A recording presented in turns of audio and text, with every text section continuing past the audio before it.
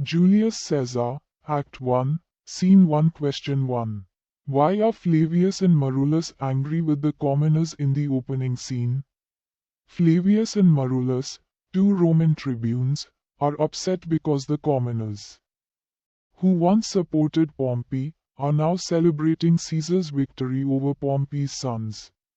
They see this as fickle behavior and are angry that the people have so quickly shifted their loyalty to Caesar. 2.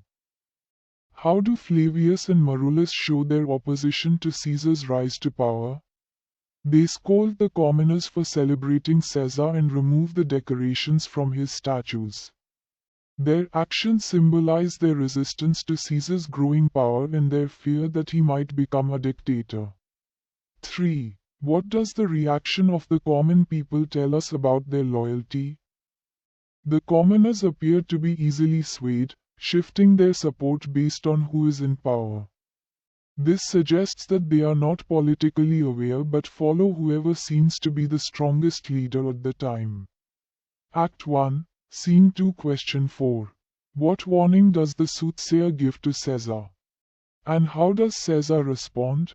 The soothsayer warns Caesar to beware the Ides of March. However, Caesar dismisses the warning as nonsense and ignores the danger, showing his arrogance and overconfidence. 5. What internal conflict does Brutus express to Cassius?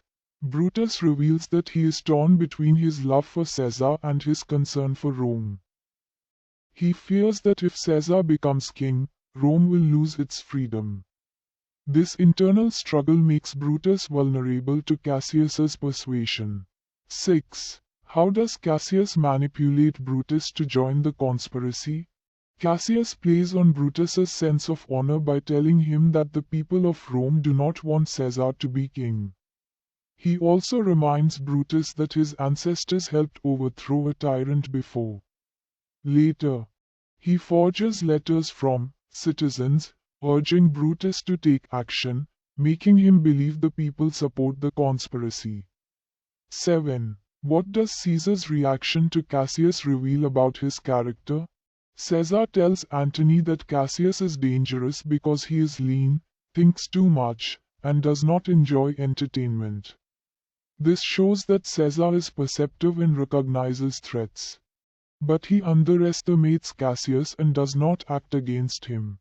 8. How does the conversation between Cass and Cassius describe Caesar's behavior when offered the crown? Cass describes how Antony offered Caesar a crown 3 times, and each time Caesar refused it, though reluctantly. Cass believes Caesar was pretending to be humble to gain public support. He also mentions how Caesar fainted, possibly due to epilepsy, showing his physical weakness.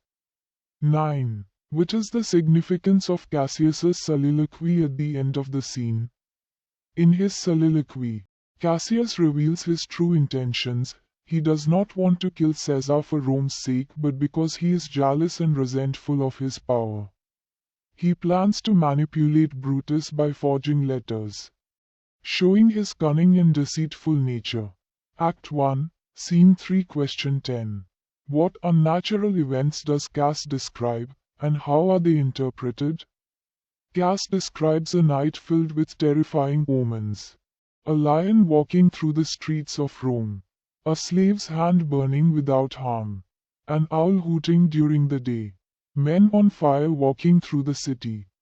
These omens are seen as warnings of chaos and disaster, possibly linked to Caesar's rise. 11. How does Cassius use these omens to persuade Cass to join the conspiracy? Cassius claims the omens are signs that Rome is in danger under Caesar's rule. He compares Caesar to a colossus, overshadowing Rome and convinces Cass that it is their duty to stop him. 12. What does Cassius's plan to forge letters suggest about his character? Cassius is manipulative and willing to deceive others to achieve his goals. His plan to forge letters from concerned citizens to influence Brutus shows how he exploits people's emotions for his own benefit. 13. What do the storm and other supernatural signs symbolize in the play? The storm represents the turmoil in Rome and foreshadows the upcoming chaos.